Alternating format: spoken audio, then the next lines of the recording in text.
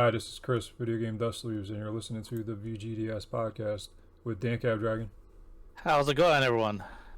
and guest gamers Chris James T Shenanigans have started. and Mike Tendo Power. Hey, what's up, guys? How y'all doing? Hope y'all had a great 4th of July. Yeah, I actually did have a pretty good one. How about you guys? The bombs were bursting in air.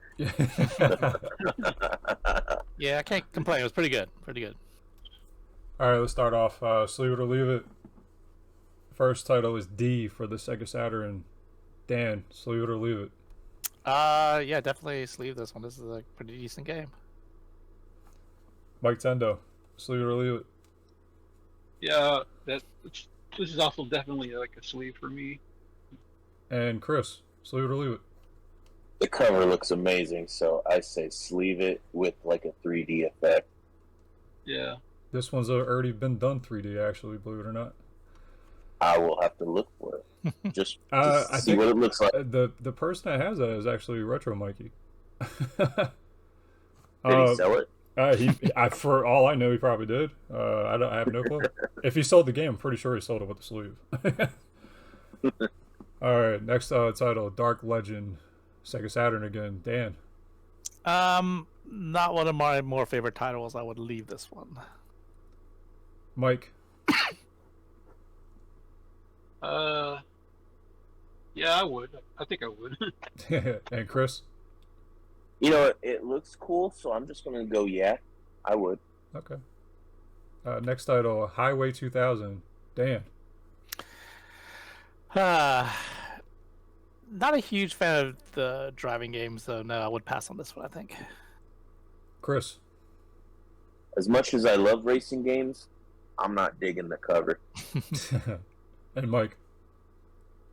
I still probably would. It kind of looks like the type of racer I'd play. I don't think I ever played this one though. And the last title. You have something to say, Mike? I was just gonna say, it kind of reminds me of something like Ridge Racer or something. Yeah, I got that. That one's going up in value a little bit, though. We'll say. Yeah, it has. Last title, Scud, the Disposable Assassin. That title alone should just have a sleeve. Mike, Yeah, I think so. Chris, I never played it though, but I would. I'm going to say yes, and again, with the way the cover art is, 3D it. and Dan. Yeah, I always thought this was kind of looked like a Deadpool ripoff, but yeah, I'd probably sleeve it. So all these games have something in common. They're all hidden gems. At least that's what I found online. Ah, Yeah, hidden gems for the console, including that Ridge Racer like type game, the all right. Highway 2000. Interesting.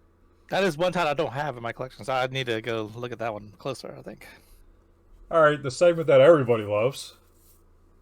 Guess that box art. Oh, God. It's going to be harder because there's not enough of you guys in here to like pick and pull it apart. So, anybody have any opinions of the first image? I'm going to say Space Invaders because it looks like a dude in space and he's invading my privacy. It's definitely a dude in space.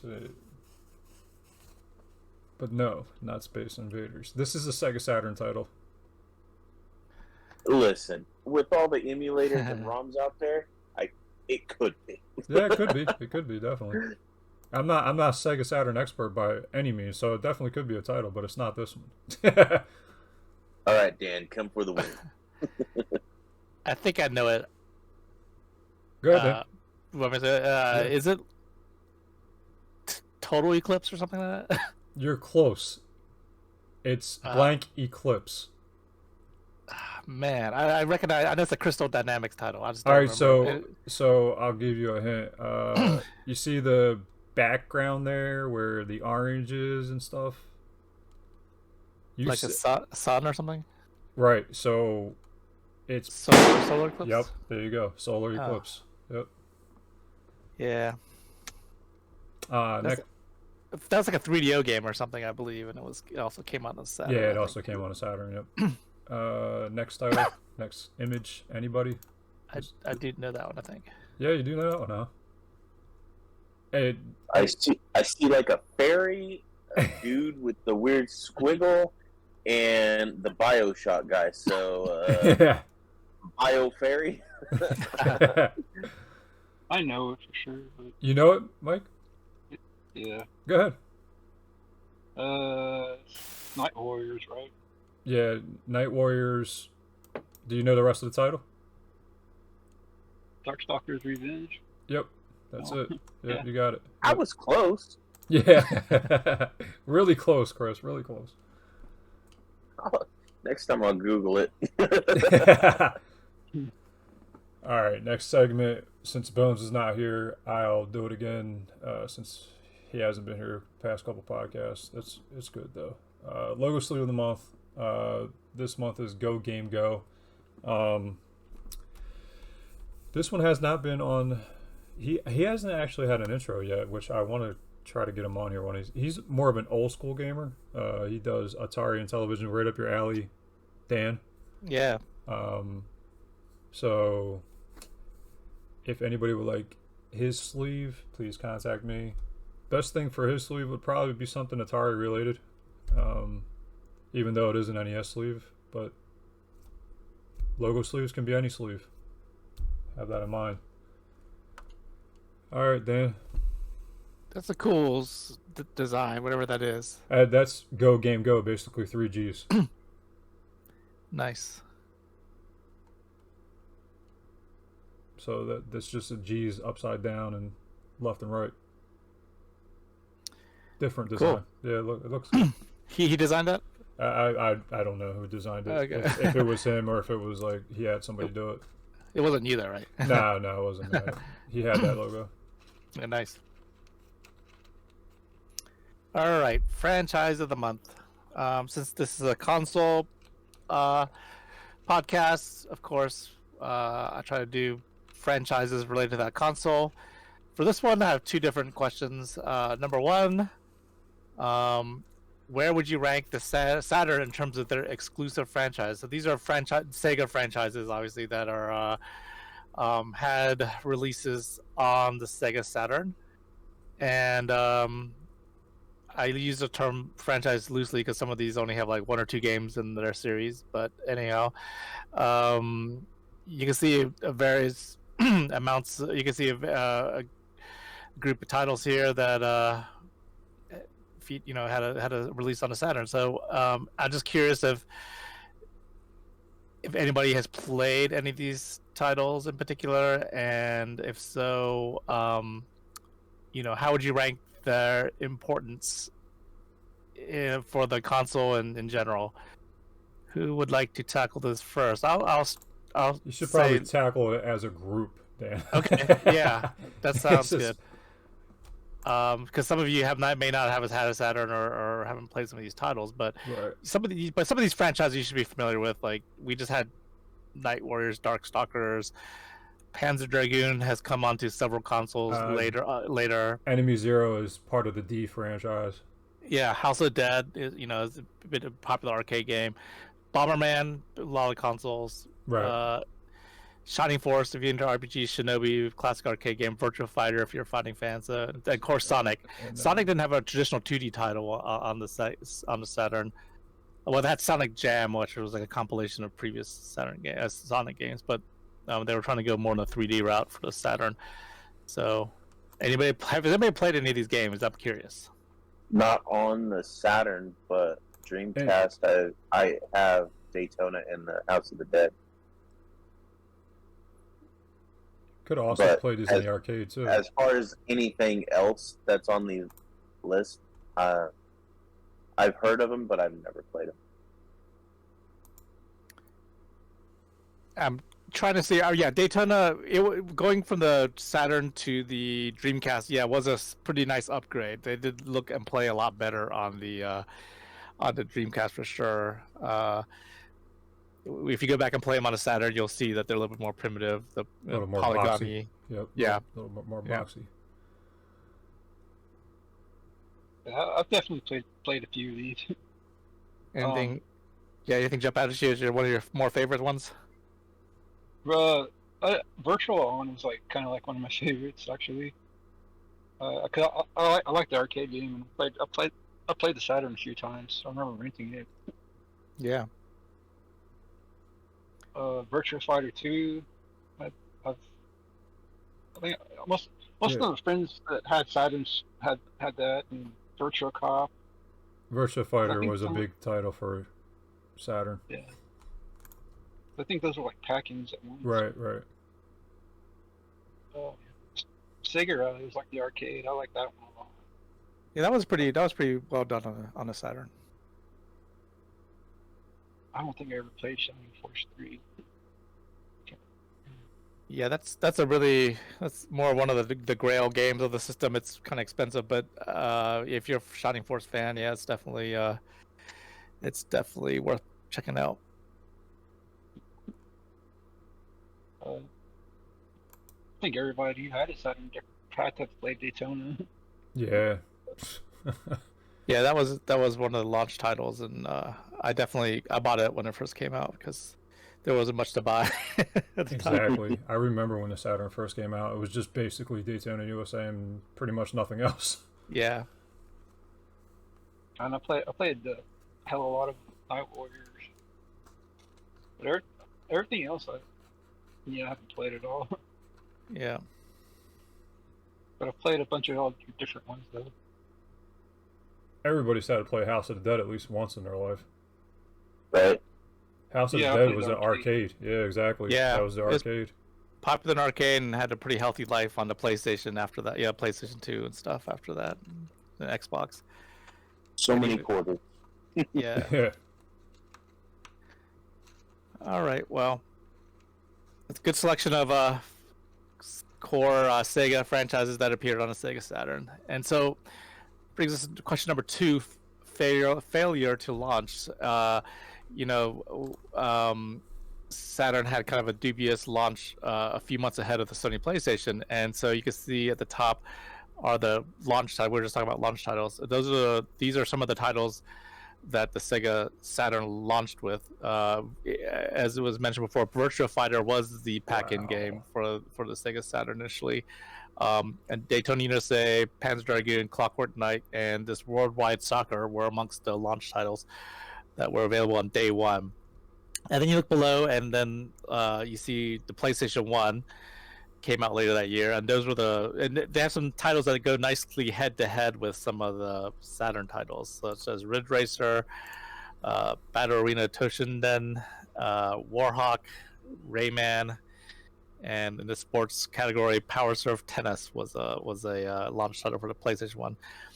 So we all know, the PlayStation 1 had a very successful history, more so than the Saturn. So do you think that the initial launch titles were one of the issues, or do you think it was more of a, totality of the entire library being better on the PlayStation versus, how do you think did the Sega lineup compares to the PlayStation? In my opinion, just looking at the launch titles compared to the PlayStation, I don't know. I think Saturn had it with the launch titles. You don't realize, until you have them side by side like this, what exactly came out. Mm-hmm. But Daytona was a big title back then. Compared to Ridge Racer, wouldn't you pick Daytona over Ridge Racer? I would have taken Daytona over Ridge Racer. That's what I mean. And then you got Virtua Fighter. Virtua Fighter is a really commonly known name. Yeah, I mean that's kind of my point. My point was going head to head. I think I like some of these Saturn titles better than the PlayStation. So there's no reason why, on day one, PlayStation should have come out of the game. And there's no reason why. It's not because necessarily the games. If you look at if you compare these both right now, I would say Saturn would have had the up compared to PlayStation. The only PlayStation game that I would probably be really interested in playing would be Rayman.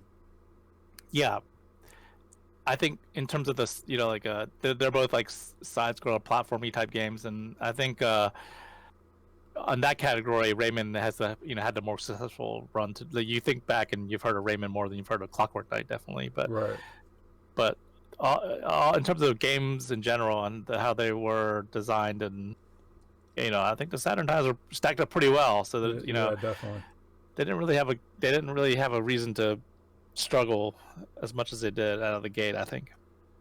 Now I can't really compare Battle Arena to Virtua Fighter, but I don't really know Battle Arena compared to Virtua Fighter. I know Virtua Fighter better. I never. This is like the first time I'm seeing this title. Well, it's funny because that was a launch title, and that was like one of the games. That was when games were going from 2D like Street Fighter to 3D for the first time, Right, and to the polygon. Yeah, PlayStation was really big on the polygon thing, and so that's why everybody was really hyped and amped to see a 3D fighter. Well, they had it on Virtual Fighter already, but Toshinden was like really hyped up a lot at the time. And I remember like all my friends who ran out and got PlayStation day one ran out and bought the game, but when we got home and started playing it, I didn't think it was that great. So was it like why didn't it make it that great compared to Virtua Fighter? I don't know. It seemed like kind of generic. There's no it's the characters didn't really have any personality. I mean, they had 3 games in the Toshinden series, so it definitely did well enough to make the Game Boy sequels. ones are cool. The Toshinden, yeah, you're right. Actually, I remember that. But yeah, I mean, but Virtual Fighter is also a select audience. I mean, you talk to Street Fighter players. Right. But then you're pulling, but now you're pulling from a different area. Like Street Fighter's totally different compared to like this game that you got up here from PlayStation. You know what I mean? Yeah. If you're just comparing these two, it's definitely, I feel, Virtua Fighter.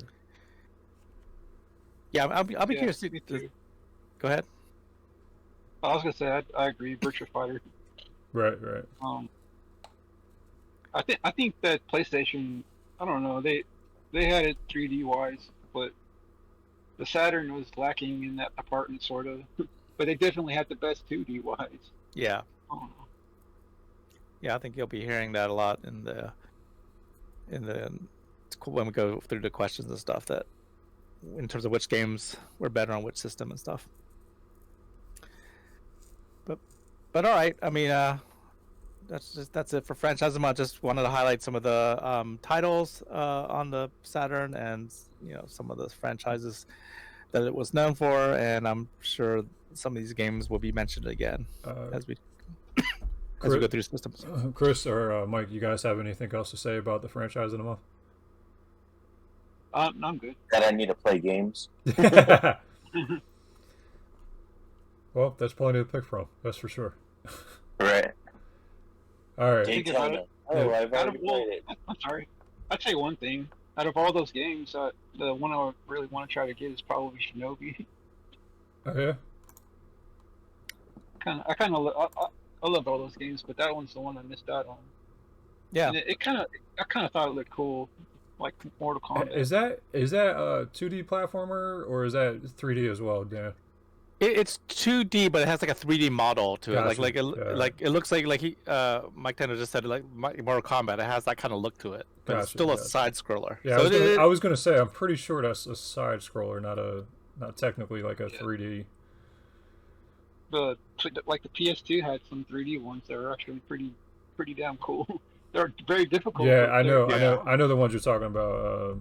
I have one of those Shinobi games on PS3. So if you like Shinobi, yeah, that's actually a decent title to get, and it's not expensive. It hasn't gone up in value that much. I mean, it's still going to cost a little bit, but it's not like super expensive. All right. Let's continue on.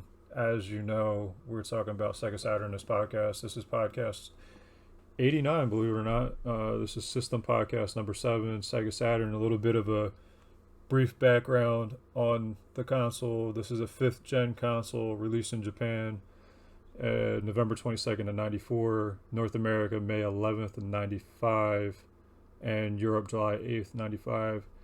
Saturn has a dual CPU and 8 processors. Pretty freaking good for back then. Game library is made up of ports of arcade games along with some original. Saturn is considered a commercial failure. Discontinued in '98, having sold 9.26 million units worldwide. Total games is 1,046 out of the 785. Out of that 1,046, 785 of them were Japan exclusives. So 75% of the library is Japan only. That's freaking crazy, I think. Like, I know, Dan, you told me a long time ago, like, a lot of Saturn is exclusive on Japan, and you weren't lying. Yeah. 75%, that's quite a bit. So, yeah, that's... Wow. Huge-ass library, but a ton of it is in Japan. I'm trying to remember what exactly, how many, the size of the U.S. Library is. Right. Yeah, I'm not quite sure. It didn't really specify, but let me I'll try to figure it out real quick. Give me one second. 1 second here. It's like 200 or 300 sort of titles. 1046 minus 785. 261. Yeah, that's about right. 261 for the North American release. So that's a big difference between 785. Like, all right, let's just get to the questions here. Chris, I think he's listening, but he has a phone call that he's taking right now, so he just messaged me just to let you guys know. Okay. All right, so number one, I'll start with you, Dan, since he's busy. Your experience with the console. Have you played it? If so, when was the first time? Yeah, no, of course. Sega Saturn, I'll just start off with one of my favorite consoles of all time. One of my top two favorite consoles. The reason why I like it so much is because I'm all for underdog systems that didn't do well but should have done better, and definitely the Sega Saturn is one of those. You have it on here like May 11th, 1995 is the launch date. I actually walked into a Babbage's on May 9th of 1995 and bought a Sega Saturn. They broke the release date early, and I saw it sitting on the shelf, and they were just unpacking it and sticking it on the shelf. And I was like, "Oh, you guys got Sega Saturn?" And they're like, "Yeah." I was like, "Are you selling them already?" He goes, "Yeah." And so I was able to buy it a couple days ahead of the launch date. It was expensive at the time. I think it was like $599 for a console, which was very, very, very expensive at the time. And I bought the two games. I bought Daytona and Panzer Dragoon with it, going back to the launch titles. And that was the first time that's my first introduction to credit card debt, because I definitely didn't have the cash on me at the time. And I had a new credit card, and I charged all that almost $800 worth of that on my credit card, and it took me a long time to pay that off. So that was my first lesson in credit card management, debt management, back in my college days. But yeah, it's been so. I've had the fortune of collecting for the system in real time. So whenever the new games came out is when I was buying them, and that's why I have a pretty good collection, and that's why I have a lot of the expensive titles, because I bought them when they first came out, before they were crazy priced, and everything I paid was like retail price pretty much. Since I was already very early on, the system was struggling. It wasn't selling well, and then PlayStation 1 came out later that year and really killed it, and it was like behind the entire time. And I was worried about the system not succeeding and failing, so I made sure to go out and buy as many titles as I could, because I didn't think it was going to last very long. And that's why I was always on top of like what was coming out and where it was. As soon as it went on sale, I was made sure to go out to the store and grab it. So I got Panzer Dragon Saga, I got Shining Force, got House of Dead. These are all the really expensive titles. But I paid, whatever, $59.99 or whatever they were at the time for them, because I've made sure to grab them as soon as they came out. So yeah, so I mean, I've been a fan from day one of that system. Love all the games. You know, I think it did 2D games really well, because they were building off the Genesis, and Sony came out and introduced everybody to 3D gaming, and they didn't do as well with 3D. And it wasn't designed, the processor and the system wasn't designed for a 3D game. It was really designed for more high-powered 2D gaming. And that's why it did really well in Japan, because that's what the Japanese audience liked. A lot of the best games are import games, because they are still 2D type games that the American audience didn't care about as much anymore, because they're already switching over to 3D type of games. So that's why a lot of those games didn't bother to even come out in America. So some of the best games are indeed in Japan, and I did import quite a few games because they weren't available here in the US. So yeah, so that's my experience with the console. I still rank it really highly among my favorite consoles, and if there's one console I have to be stranded on an island with, is probably Saturn would probably be it. Mike, same question. Your experience with the console? Have you played it? If so, when was the first time? I first bought mine. I think it was around fall of '96. I think. It was on sale. I think for about 300 at the time, if I'm not mistaken. And it didn't come with the game. Well, the console I got, it didn't have any games. It just had like a bootleg sampler disc. Right. And I remember renting a lot of games. I played a lot of games. Mr. Bones is pretty. I thought it was a pretty cool, nicely animated 2D, 3D, 2.5D. I don't know. Like action game, I guess. It's pretty fun. I played that Golden Axe, the duel game. And I didn't particularly care for it back then, but I don't know. I'd probably go back to it, play it again. It's been a while since I played that one. Trying to remember. I had the Saturn was definitely, I think, number one, because they had almost like some arcade perfect ports for like 2D games.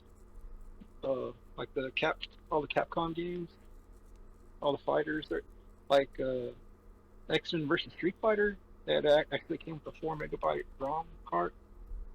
It ran like really smooth. It's like arcade perfect. The Resident Evil wasn't that bad either. A lot of people think the Street Fighter movie game's cheesy, but I like that one too. I had this cheesy virtual highlight. I've been wanting to play it. I bought it, but I need to get another Saturn. But it's really you're Saturnless right now?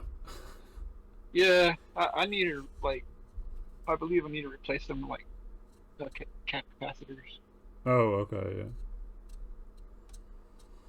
or I can just buy another. They're not too expensive.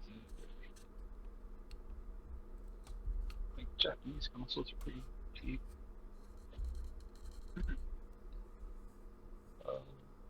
There's other games I like. Toy Commander was a fun game. I thought that was pretty neat. Sort of had like that honey. I think the kids come to buy it. Cool.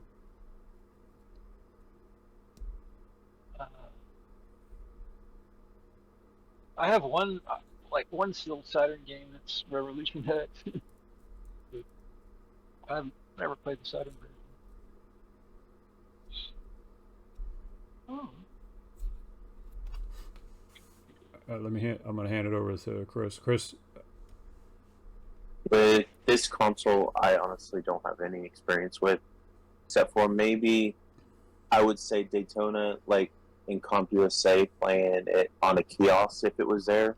Cool. But really, I was the PlayStation kid, when PlayStation came out. And honestly, that's fine, because like we kind of want that demographic in here, because like every time we have this type of podcast, there really isn't that person that hasn't played the console. So it's always good to have somebody that doesn't really know much about it and can come in and learn a little bit about it.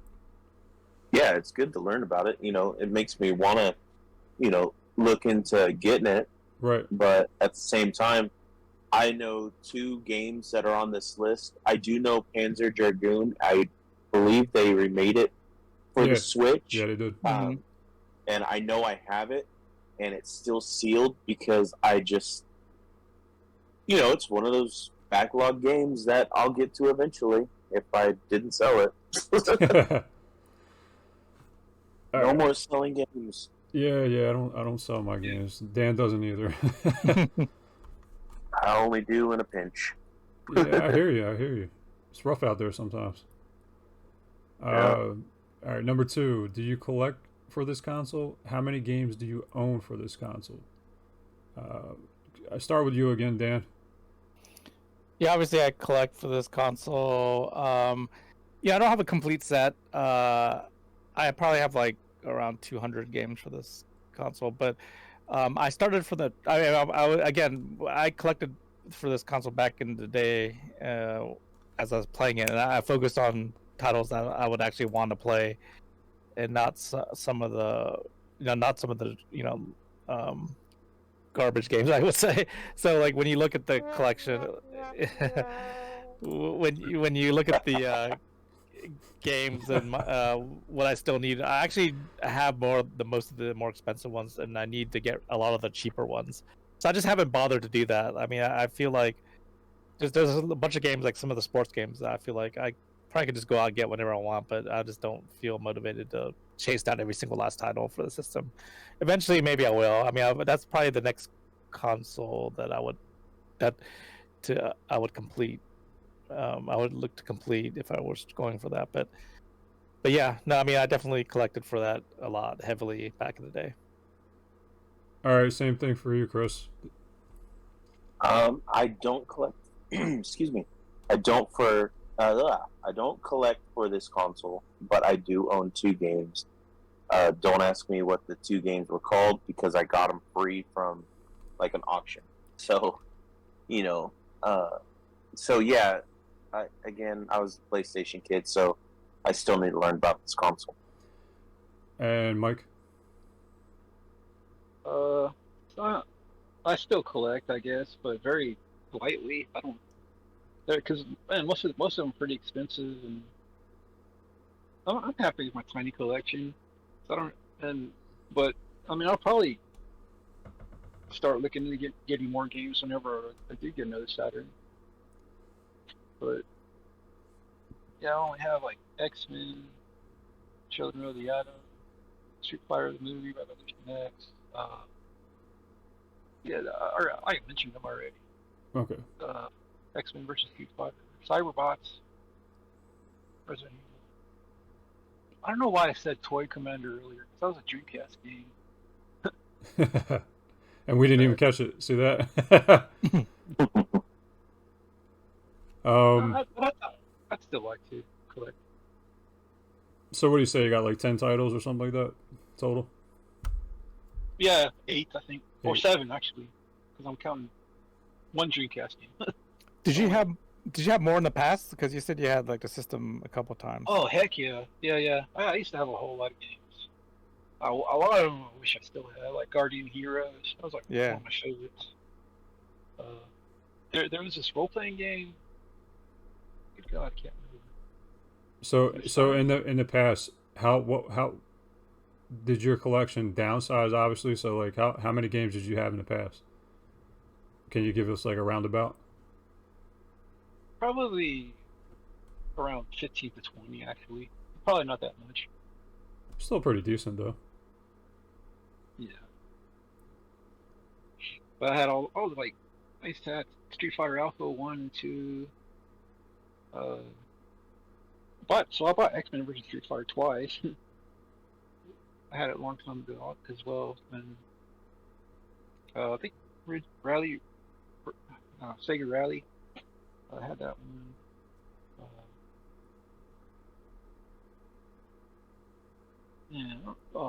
Bust a Move, or yeah, Bust a Move. The puzzle game. Yeah. I had Clockwork Knight, I think 1 and 2.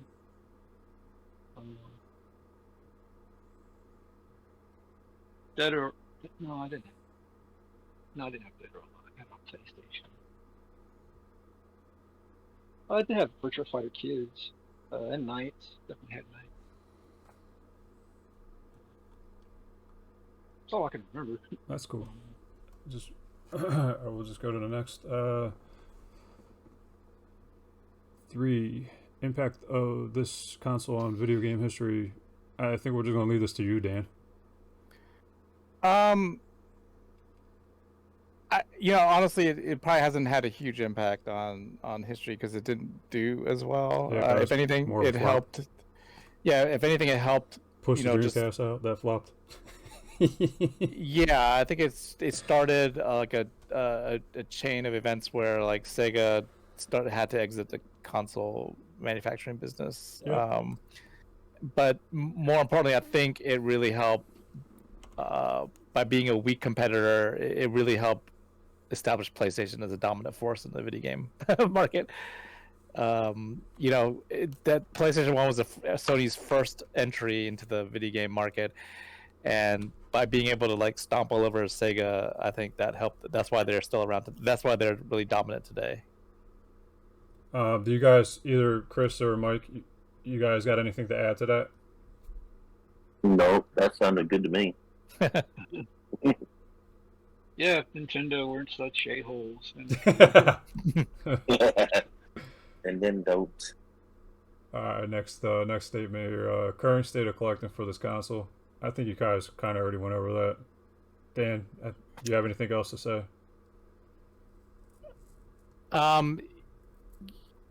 Yeah, I mean, the collecting for this console is a nightmare. It's just the prices are extremely high. Yeah, Mike already mentioned that.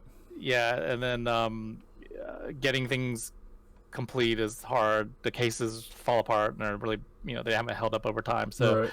yeah, so it's really hard. I feel sorry for people trying to get into it now because it's just gonna be hard to get the Yeah, games. and I feel sorry for my pocket when I get there because I haven't really. My Saturn collection is like 3 games, I think. And honestly, this unfortunately some of the better titles are the more expensive ones. So that's And they're the ones that I'm gonna want. yeah. But that's all right. That's what saving. You gotta save, and save some more. Then you can buy a game.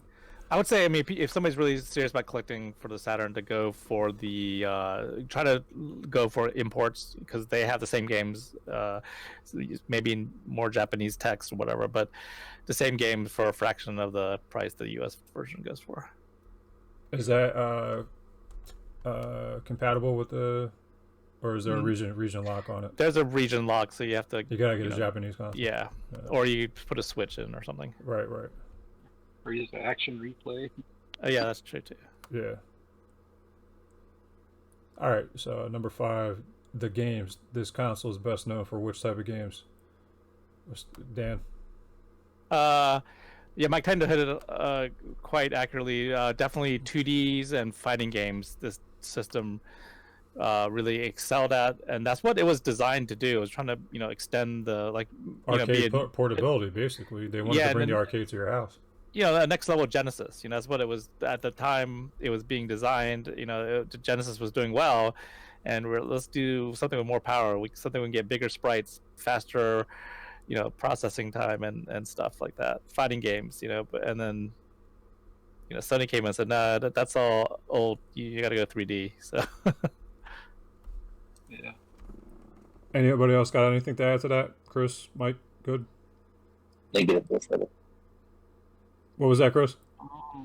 I said negative Ghost Rider. Mike, anything? I got there's one game I wish I did have. I only have a reproduction of it, but Castlevania.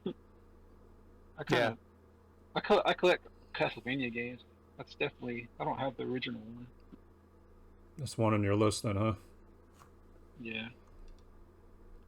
All right, It number. had some exclusive stages, levels. Right. Number 6, the games. Name some classic titles for the console. Anybody? I mean, we kind of already went over some of them. Yeah, I would say like the I would just say the two in the list that I know of: Daytona USA and House of the Dead. yeah, Virtua Fighter, the Virtua Cop, those type of games.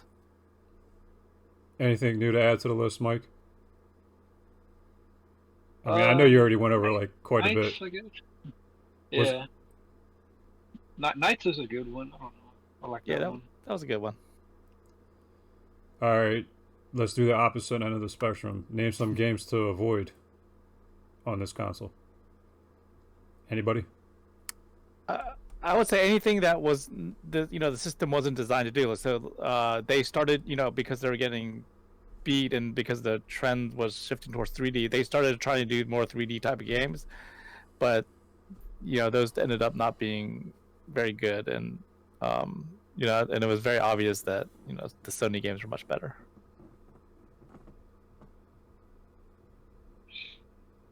Anything, Mike, on that, or? Didn't they have Toshinden on Saturn too? Yeah, they did actually. They had a port of that eventually. Yeah, I don't know. I wish it. I don't know. I wish things would have been different, I guess, but it is what it is. Yeah, Sega was pretty much this was the start of their downfall. This console, unfortunately, it was. Honestly, being honest, like you have this console, and then their next console, you might as well just forget about it. Like the next console was a total flop, and I only feel that was a total flop because it was ahead of its time, really. The Dreamcast. The Dreamcast was well ahead of its time. I enjoy that console. I wish it had more. Well, damn it, you're gonna have to go on the Dreamcast system console then. when we do it, Chris, I'll message you when we get to that console, and okay, you could be a part of that one. You got a little bit more knowledge on the Dreamcast, right? It's one that I am collecting for. So yeah. Okay. All right. All right. Good to know. They're setting off fireworks. All right. Any memorable hardware peripherals for this console? Anybody? Besides the dual CPUs and 8 processors that were in this thing. No, I mean, Mike kind of mentioned the action replay, but also the RAM card. The RAM card was mainly for the Japanese games, but it provided more memory, and that resulted in like arcade perfect versions of some of the Capcom fighting games. He mentioned X-Men vs. Street Fighter. Also like some of the Neo Geo games like King of the Fighters, Metal Slug utilize this RAM card. So if you do collect and you really want to get the maximum performance out of your system, you can definitely get the RAM card, and you can enjoy some of those fighting games that they ran better than the PlayStation versions that came out around the same time. Chris, Mike, any other hardware peripherals that you know of? I don't even know what came out on it, dude. Mike, keyboard? I think was there a keyboard? I'm not sure if there was a keyboard for this one. Was there typing on the dead? Or typing of the dead on the Saturn, or is that's the Dreamcast? Dreamcast, yep. Yeah. Okay. Because they had Sega Net. I think they had a keyboard. Oh yeah, maybe you're right. Yeah. I'm not 100% sure on that. They had a light gun, that big orange light gun that came with Virtua Cop. Yep. But I would say the other thing that was cool was is it like 5-player adapter or something? So you could plug 2 of them in at the same time and get 10 people playing. And Saturn Bomberman is a 10-player game, and I've actually played it with 10 people. It was really fun. So that's like one bright spot for the Bomberman franchise. The Saturn version is probably the best of all the versions because you can actually get 10 people locally playing couch co-op on that game at the same time. Cool. Fun. All right, next one. If you want to check out this console without the actual hardware and games, what's the best alternatives? The arcade. Seriously, like I would say yes, because this is one of the more complicated hardware's system is out there. It's really hard to emulate. I think they're just starting to be able to do that reasonably okay. Like the Polymega has like a Saturn module, which is like the first of its kind that can actually play Saturn games. That's not native hardware. That's why you don't see much emulators doing Sega Saturn, because it's really hard to emulate. Yeah, I find it funny that, or interesting that, like even newer systems like the GameCube and the Wii and then the Dreamcast can be emulated better than the Saturn can. So this is kind of really like a oddity in terms of like hardware, where like it's really, for some reason, it's people can't seem to emulate this properly. So there isn't really good, like Christy, you said it right. There's no good alternative, except unless you want to play the arcade version of it. Pretty much. I mean, when it comes down to it, like you said, you can't really emulate this. Mm-hmm. So the next best alternative is playing it in the arcade, and a lot of these games came straight from the arcade. You could use one of these optical disc ODE optical disc emulator things that you can basically it's like a Saturn hard drive, Right. and then you can load all so you don't have to actually buy all the games now. You can It's like having an EverDrive, basically. yeah, exactly. But you still needs it still needs the original hardware for Right, that. right. So you get a system, gut it, and then load this hard drive on Right. it, and then yep. So that's a good alternative for the games. Any other thing? Anything you guys can think of besides the two that we mentioned? Nope, I mean, it's like it's you pretty said, I much haven't officially right. been able to emulate it. Yeah, it's pretty much it. That's pretty much all you could do with the Saturn. You can't really do much besides I what wish for a mini Saturn. a mini. Yeah. Yeah, there you go. Yeah, Maybe it's, that- it's I wouldn't be possible. I'll buy it. Yeah, I think they'll do that eventually. Yeah, it's feasible. They can bring back Link's games and stuff. Yeah. Number 10. There's no greatest hits for this, right? No, Yeah, I didn't that's think so. That's a definitely no. That's a dud. Because they didn't sell enough to make it Right. Yeah, a greatest hits. right. That's what I'm saying. Like, that's a dud. Greatest hits in the bargain bin. Yeah. Their greatest hits was you buying their game again. There you go. All right, and the final one is for me. Let's get Chris's thoughts about sleeving games for this console. Easy, enjoyable, popular seller, nice box art. Giving my best example. All right, so these are fairly easy because they're big. So sleeving these is a lot easier than sleeving something small. So that's a definite good point. I wouldn't say the Japanese box art is a lot better than American release box art. Am I right on that, Dan? It is a lot better. Yeah. Yeah. So when it comes to box art over here, yeah, I don't think so. Whether the box art is nice or not, like I don't think it's as good as it could be. And Can you do import sleeves too, like jewel case sleeves? to an extent, yeah. You've done them for me. Yeah, to an extent. Because the only problem with import stuff is hard to find. Like, Yeah. good scans, I should say, of the box art. One thing I have Chris do sometimes is makes jewel case sleeves because the text on the side is Japanese, and then when I look at my shelf, I don't know off the top of my head what that game is, So I'll have him make a jewel case sleeve, but on the outside, on the spine, put English title so I can see it on the shelf. Yeah, I've done that quite a bit for Dan. A good example for this would be the D sleeve that I did in 3D. I actually did one for you too, right, Dan? Yeah, I did yours. Too. Yeah, I think I did the D sleeve Yeah, as well. yeah. It was so- for the Saturn, right? Yeah, and I know I did the second D for you as well. You have that one too. Oh yeah. So, yeah, they're probably the best examples I can give. Because like on a rare occasion anybody orders something CD based, it's usually 3D. And typically, nobody really comes to me for a CD based sleeve. unless it's something near and dear to their heart, like nostalgia-wise, or if it's like a rare game that they want to flash off a little bit, they do a 3D sleeve.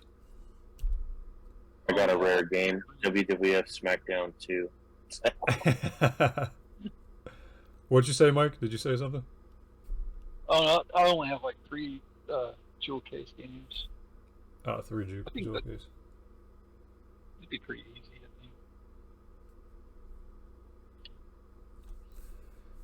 But that's it on my end. If you can't find the art, can I just scan it for you? Yeah. Yep. Yeah, I have a lot of like weird like indie games or something obscure, and the artwork's just not out there. So he'll often have me just scan the cover and send it to him. Yeah, that's a possibility.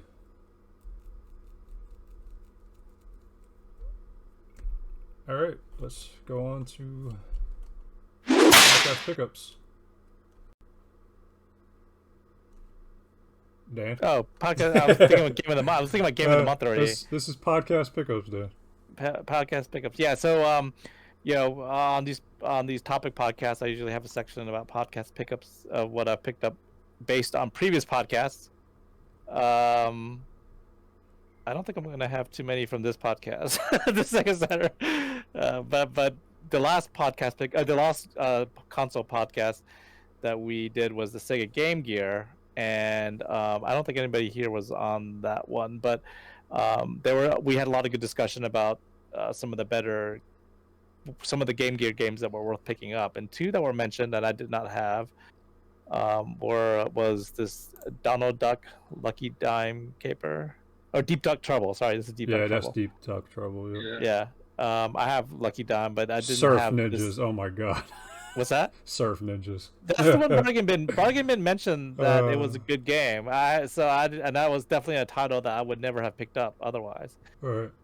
So I went out and they were Game Gear titles can range from like insanely cheap to pretty pricey, but most of the games are pretty cheap, and so these were all like $10 games, and I picked them up. I specifically looked for these titles, and I found them as part of bundles. So like Donald Duck was part of a bundle of 4 games for $25. I didn't have any of the titles. That was a good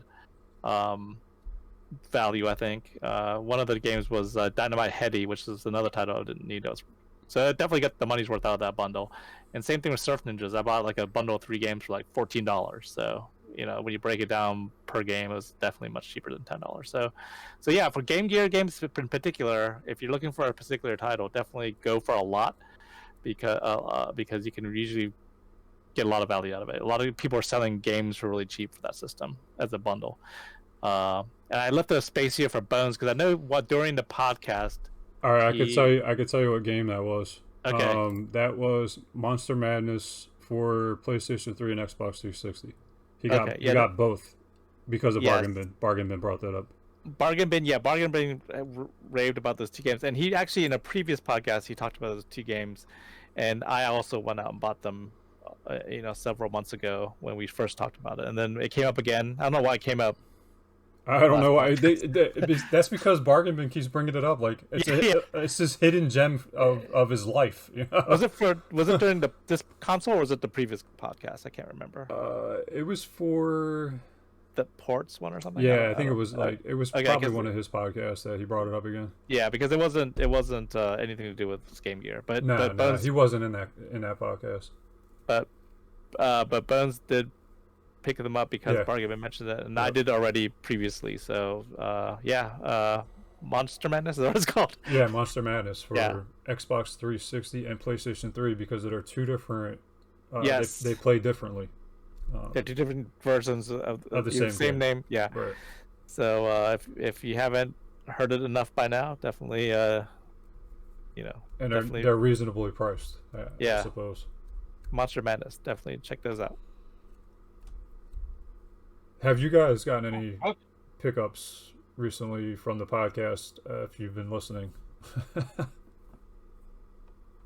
I mean, I have a box of Game Gear games that I just got the other day, but they're all sports except for one, Little Mermaid. Of course, it's the hidden gem, expensive title that's only worth $1, but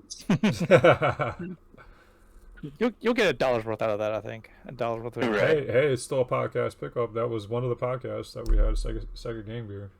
Yeah, listen to the podcast and rifle through that box. You might see you might hear some of the titles that were discussed.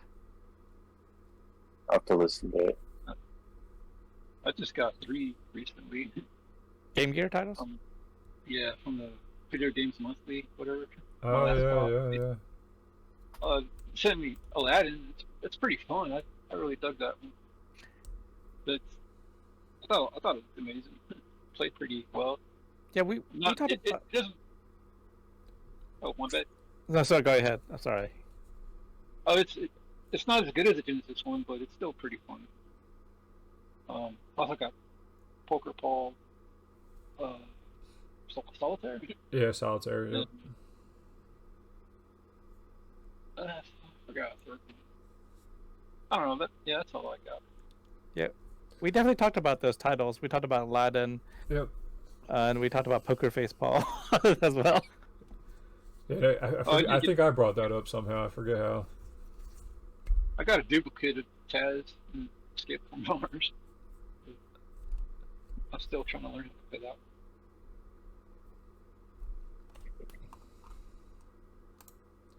that. All right, so let's finish it off. I think the best title I do have for it is probably the Vampire Master of Darkness. Yeah, I like that. That's a good game. I like that game. Samurai Showdown is pretty cool for it too. Any other Sega Saturn related combo? Sega Saturn pickups?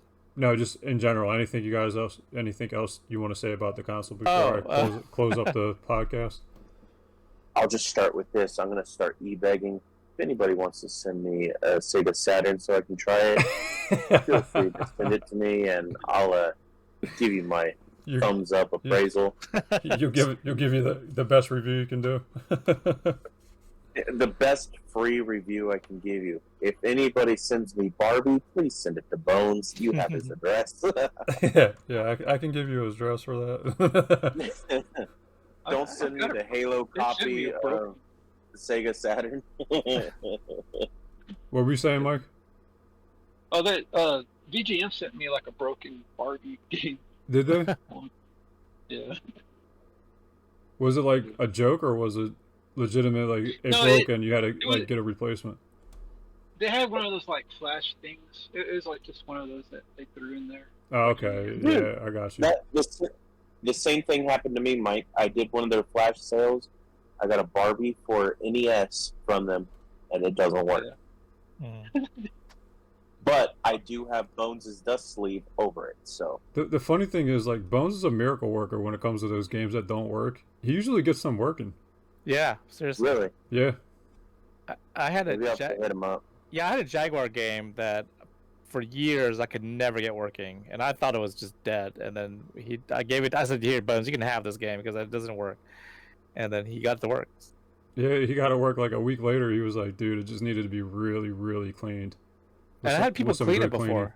With some good cleaning shit. I forget what he used, but... Yeah, it was some really strong stuff. But, yeah. I mean, I had many people try to clean it for me and it never worked.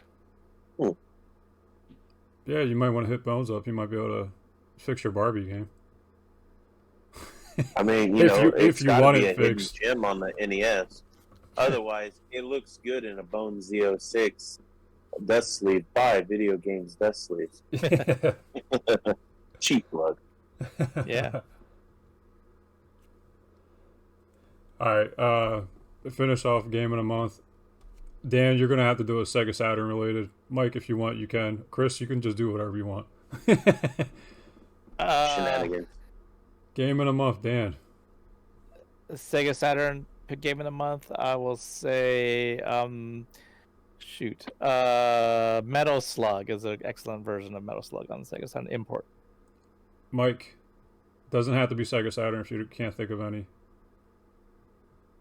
No, I'm just gonna say Street Fighter Alpha 2 from Saturn. And Chris. You know, I heard Metal Slug, and I didn't know it was on there. I love that game, so that's my pick. Got it. Yeah. All right.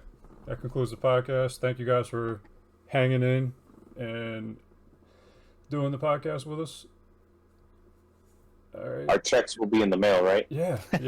I'll be sure to send you that check right away. Please like, comment, and subscribe. As always, don't blow, just leave. Later. See ya. Later. Later. Dan? Oh yeah, here. Dan's here. Chris? Let's rock and roll. And Mike? I'm ready.